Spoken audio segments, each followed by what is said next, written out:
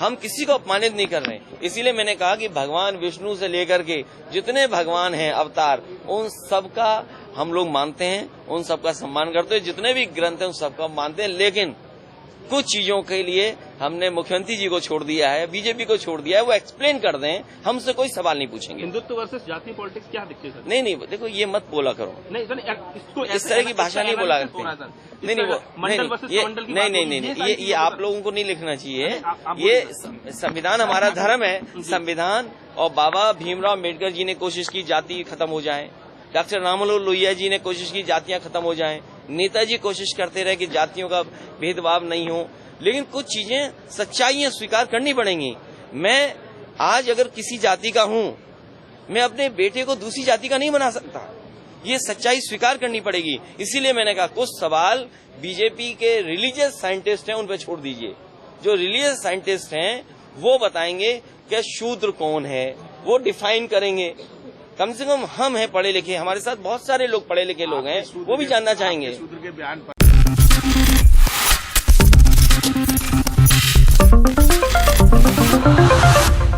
नमस्कार, मैं हूं कपिल और आप देख रहे हैं नेक्स्ट 9 न्यूज। हम बात कर रहे हैं अखिलेश यादव की, जो फिलहाल भगवान श्री राम को याद करते हुए नजर आ रहे हैं। आखिर ऐसा क्या हुआ जो उन्हें भगवान राम को याद करना पड़ रहा है? आपको पूरा जो है वो मामला बताएंगे, लेकिन उससे पहले ये बताते चले कि स्वामी जो प्रसाद मौर्य ने बयान दिया था रामचरितमानस को लेकर, उसमें कहा गया था कि कुछ ऐसी पंक्तियां हैं, उसमें कुछ ऐसे शब्द हैं जो विशेष अगर धर्म की बात करी जाए, समुदाय की बात करी जाए तो उसका अपमान करते हैं। और उन्होंने कहा था कि रामचरितमानस में से इन तमाम लाइनों को हटा दिया जाए। इसके बाद लगातार जो विवाद है वो पनपा और बढ़ते बढ़ते कहीं ना कहीं ये विवाद एक वक्त पर अखिलेश यादव के गले की फांस बनता हुआ नजर आ रहा था। चाचा शिवपाल भी इस विवाद में कूदे और उन्होंने कहा कि ये जो बयान है ये स्वामी प्रसाद मौर्य का व्यक्तिगत बयान है, पार्टी का इससे कोई लेना देना नहीं है।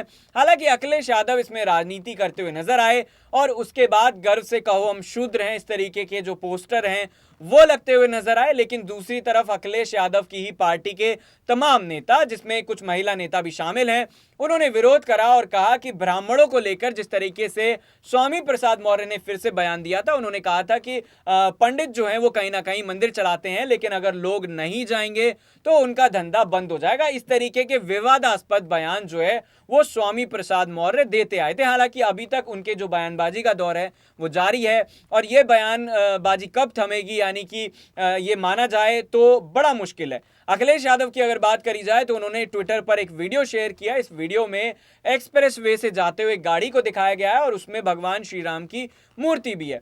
उस पर उन्होंने कहा है कि जो कर्तव्य पथ है वो समाजवादी पार्टी का है और बाकी तमाम जो बातें हैं उन्होंने यहाँ पर कही हैं। तो क्या ये माना जाए कि अब जिस तरीके से भगवान राम को लेकर, हिंदुत्व को लेकर जो राजनीति भारतीय जनता पार्टी करती आई है, अखिलेश यादव भी उसी पद चिन्ह पर चलते हुए नजर आ रहे हैं। 2023 की अगर बात करी जाए तो निकाय चुनाव है, लेकिन बड़ा चुनाव जो है वो 2024 में है और इसी चुनाव में फायदा उठाने के लिए अखिलेश यादव चाहते हैं कि अगर ये बयानबाजी का दौर ऐसे ही चलता रहेगा तो वो चर्चाओं में बने रहेंगे और अगर चर्चाओं में बने रहेंगे तो जनता उन्हें देखेगी और इससे कहीं ना कहीं आने वाले वक्त में अखिलेश यादव को तगड़ा फायदा हो सकता है। क्योंकि शिवपाल यादव के पार्टी में वापस आने के बाद अखिलेश यादव को काफी मजबूती मिली है, पार्टी काफी मजबूत नजर आ रही है। मैनपुरी का उपचुनाव होता है और यहां पर डिंपल यादव एक बड़ी जीत हासिल करती हैं, लेकिन उसमें कहा जाता है कि शिवपाल यादव की एक बड़ी भूमिका थी और उसके बाद कयास ये लगाए जाने लगे कि एक बड़ी जिम्मेदारी उन्हें मिल सकती है। लेकिन ये जिम्मेदारी कब मिलेगी और क्या जिम्मेदारी होगी, ये भी सवाल उठे। लेकिन अखिलेश यादव ने सभी का मुंह बंद कर दिया। राष्ट्रीय महासचिव जैसा एक बड़ा पद चाचा शिवपाल को दिया गया। तो फिलहाल अखिलेश यादव जिस तरीके से हमला बोलते हुए नजर आ रहे हैं भारतीय जनता पार्टी पर, जरा देखिए ये वीडियो। मुझे नहीं लगता कि पिछले इतने वर्षों में कुछ काम हुआ है। अगर काम हुआ होता, उद्योग शायद आज इन्वेस्टमेंट करने के लिए बड़े पैमाने पे उद्योगपति व्यापारी आते। ये मुगल म्यूजियम नाम बदलने से आप गए भी थे? नाम बदलने से कोई विकास नहीं हो जाता है। आप सोचिए, भारत का एक आर्किटेक्ट और एक समय पर यूरोप का सबसे बड़ा आर्किटेक्ट, उसका ये प्रोजेक्ट था। आप एक तरफ तो यूरोप में इन्वेस्टमेंट मांगने जा रहे हैं वहीं यूरोप का ही one of the best architect उस समय का, वो ये डिजाइन किया था आपका मुगल म्यूजियम। आप उसको भगा दिए, बजट नहीं दिए, एक तरफ उद्योगपतियों को बजट न दे करके और एक तरफ उद्योगपतियों को लेने जा रहे हो, स्वागत करने जा रहे हो। तो ये बात बीजेपी की समझ में नहीं आ रही है। जिस सरकार ने बजट में इंसेंटिव न दिया हो, कोई इंडस्ट्रियल पॉलिसी न हो, मान लीजिए आगरा है, आगरा में कोई उद्योगपति काम करना चाहता है तो क्या इंसेंटिव दे रहे हो? यहीं पर 2000 एकड़ की जमीन एक संस्था को दी गई थी जिससे कि यहाँ पर 2000 एकड़ में डेवलपमेंट हो जाता। यहीं से बगल में यमुना पार इंटरनेशनल एयरपोर्ट के लिए जगह चिन्हित हो गई थी, वो ये आया। तो ये सरकार न केवल किसान को धोखा दे रही है, नौजवान को धोखा दे रही है, ये अब पढ़े लिखे टाई लगाने वाले और सूट पहनने वाले उद्योगपतियों को भी धोखा देने जा रही है। सर, आज आप भी आगरा में मेट्रो के टनल का शुभारंभ करेंगे। आपने कहा कि मेट्रो, तो उनसे पूछिए कि ये प्रोजेक्ट किसने दिया था। और आप तो जागरूक और पत्रकार समझदार लोग हैं, आप तो फाइल के कागज को जानते होंगे। यही एडीए है, यही डीएम है, यही कमिश्नर हैं। आप इनसे पूछिए आगरा को आखिरकार किसने दी थी, किसने इस प्रोजेक्ट को आगे सैंक्शन कराया था, किसने सबसे पहले बजट दिया था, किसने ये पूरी लाइनों का अलाइनमेंट तय किया था। सर, बीजेपी का कहना है कि आपको सियासी फायदे के लिए आप रामचरितमानस का देखिए रामचरितमानस से किसी को शिकायत नहीं है। भगवान श्री राम को हम मानते हैं। मैं आज भी, योगी जी शायद मुख्यमंत्री होकर के भजन नहीं सुन पाते होंगे क्योंकि वो व्यस्त हैं, उन्हें तो सब भजन याद होंगे क्योंकि वो उस संस्था, उस परंपरा से आ रहे हैं जहां भजन होता है। भजन उन्होंने पहले से सुने होंगे। मैं आज भी 1 घंटा भजन सुबह सुनता हूं। और ये बात आज मैं आपसे कह रहा हूं, ये नहीं, कोविड के समय पर एक पत्रकार ने जब मुझसे इंटरव्यू लिया था तो उन्होंने पूछा कि लॉकडाउन के समय क्या कर रहे हो, तो मैंने कहा कि मैं पंडित जसराज और तमाम जो हमारे लोग हैं उनके मैं भजन सुनता हूं।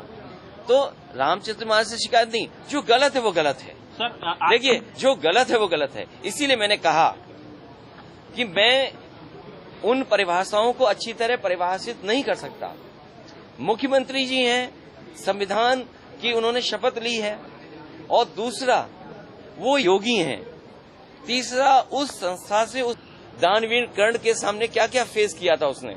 मैं तो कहूंगा पत्रकार साथियों, मुख्यमंत्री जी आ रहे हैं, अगर आप में से कोई मैं उतना पढ़ा लिखा नहीं हूं शायद, आप रामधारी सिंह दिनकर जी की जो किताब है कर्ण की के बारे में जो लिखा है उन्होंने, किस तरह उसे अपमानित होना पड़ा है शूद्र के सवाल पर, वो युद्ध करना चाहता था, या वो कर्ण जब अपने कई जगह जाना चाहता था कार्यक्रमों में, समारोह में, तो उसे कितना अपमानित होना पड़ा था। तो ये जो परिभाषा है वो मुख्यमंत्री से बेहतर कोई नहीं परिभाषित कर सकता है। और बीजेपी इसमें, क्योंकि वो हैं एक्सपर्ट हैं, बीजेपी के लोग धर्म के मामले में बहुत एक्सपर्ट हैं, वो साइंटिस्ट हैं, रिलीजन के साइंटिस्ट हैं वो, तो कम से कम ये बताएं कि शूद्र कौन होता है। चुनावी सवाल एक कर लेते हैं, चुनाव आपको हार का सामना करना, कोई बात नहीं। देखिए, डेमोक्रेसी में बड़ी बात कहते हैं। मैंने कहा कि आगरा में मैंने मेट्रो दी, आगरा में मैंने आगरा कैफे दिया। आगरा कैफे ऐसी जगह बनती जो 24 घंटे जो टूरिस्ट हैं उनको खाना, क्योंकि दुनिया के लोग आते हैं खाना पीना, और ऊपर बैठ करके शायद वो ताजमहल को भी देख सकते थे। जिस सरकार में एनओसी मिल गई, जिस विभाग ने एनओसी दी, सरकार चली गई, दूसरा विभाग कह रहा है कि एनओसी गलत दी गई थी। इससे ज्यादा धोखा क्या हो सकता है। मैं भी वो देख के आया हूँ बिल्डिंग। मैं कहूंगा कि G20 जो करा रहे हैं, जो फूल पत्तियों से और प्लास्टिक से ढांक रहे हैं अपनी गंदगी, और अपना पीछे का दिख न जाए किसी को, उनसे कहिए कि आगरा कैफे जो बन रहा था वो भी देख के जाए। एक आधुनिक मॉडर्न समय के हिसाब से चीजें बन रही थी, उसको क्यों रोका इन्होंने। सर, ऑल इंडिया मुस्लिम, और ये जो रिंग रोड है, रिंग रोड वही आधी अधूरी पड़ी हुई है। इस आगरा में जाम लग जाता था, लोग घुस नहीं पाते थे, टूरिस्ट परेशान होते थे, फंस जाते थे।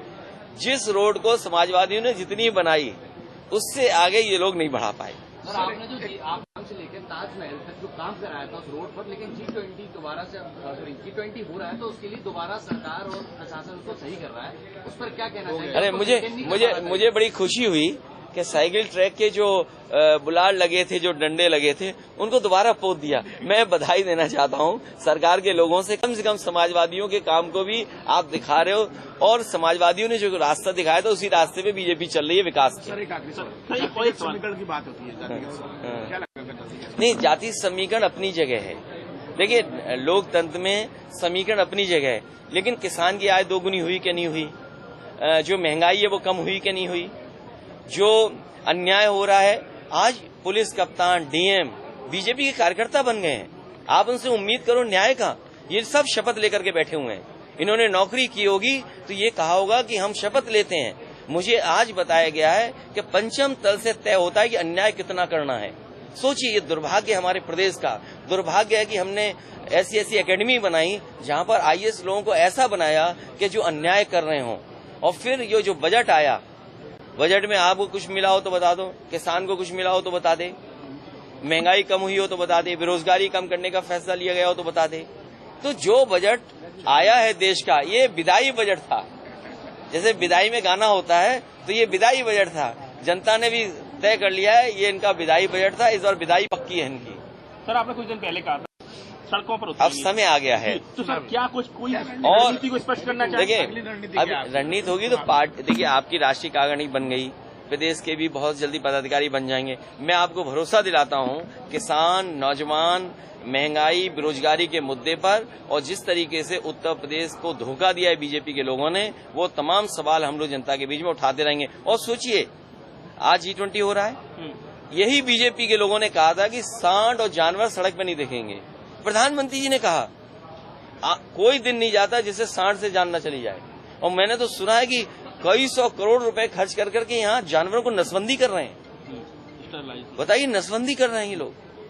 जिन जानवरों की रक्षा करनी चाहिए थी, हनुमान जी हम देखते हैं, बंदरों में हम हनुमान जी देखते हैं, बताओ उनकी नसबंदी कर रही बीजेपी के लोगों को। इसीलिए मैंने कहा ये रिलीजियस साइंटिस्ट हैं।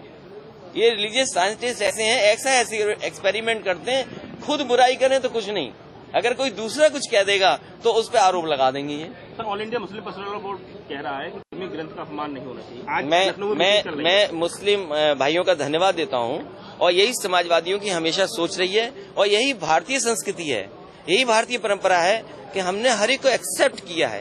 तो देखा आपने इस वीडियो में किस तरीके से अगर अखिलेश यादव की बात करी जाए तो वो न सिर्फ सीएम योगी पर हमला बोलते हुए नजर आ रहे हैं, भारतीय जनता पार्टी पर हमला बोलते हुए नजर आ रहे हैं, बल्कि ये कहीं ना कहीं ये दम भरते हुए नजर आ रहे हैं कि आने वाले चुनाव में उनकी जीत होगी। और जीत होगी क्यों नहीं, क्योंकि जिस तरीके से हमने देखा कि पल्लवी पटेल जो है वो कहीं ना कहीं अखिलेश यादव के साथ हैं। सिराथू सीट से उन्होंने केशव प्रसाद मौर्य को एक बड़ी हार का स्वाद चखाया था।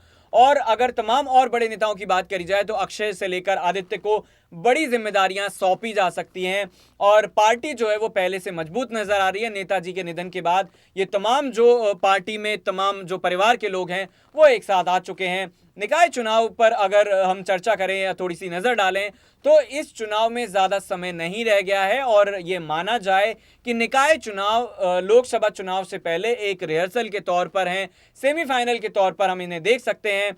वहीं अगर स्वामी प्रसाद मौर्य पर वापस लौटे, जिनकी वजह से कहीं ना कहीं ये पूरा विवाद खड़ा हुआ, और इस विवाद का फायदा फिलहाल अखिलेश यादव लेते हुए नजर आ रहे हैं, क्योंकि चर्चाओं में आजम खान को बड़ा पद दिया गया, और स्वामी प्रसाद मौर्य की बेटी जो है उन्होंने संघमित्रा मौर्य ने भी जो है वो एक बड़ा बयान दिया था। और पिता के समर्थन में जब बयान दिया तो भारतीय जनता पार्टी ने कहा कि वो डिसाइड कर लें कि आखिर वो किसके साथ हैं, यानी कि वो अपने पिता के साथ हैं तो पिता के साथ जाएं, और अगर पार्टी के साथ हैं, पार्टी के जो तमाम प्रवक्ता हैं, तमाम नेता हैं, वो एक सुर में जो है वो बीजेपी, माफ कीजिएगा, अखिलेश यादव का विरोध कर रहे हैं, तो वो इसी तरह की बातें करें। तो इस बयान के बाद कहीं ना कहीं संघमित्रा मौर्य भी जो तमाम बयान थे उससे किनारा करती हुई नजर आई थी। बड़ा सवाल यही उठता है कि अखिलेश यादव जिस तरीके से भगवान श्री राम को याद कर रहे हैं, उन्होंने वीडियो में ये तक कह डाला कि मैं रामचरितमानस का जाप जो है वो लगभग 1 घंटे करता हूं, और मंदिर की जब बात आती है तब वो ये कहते हैं कि मैं जो है सुबह 3-4 बजे उठकर मंदिर भी जाता हूं। तो क्या इन तमाम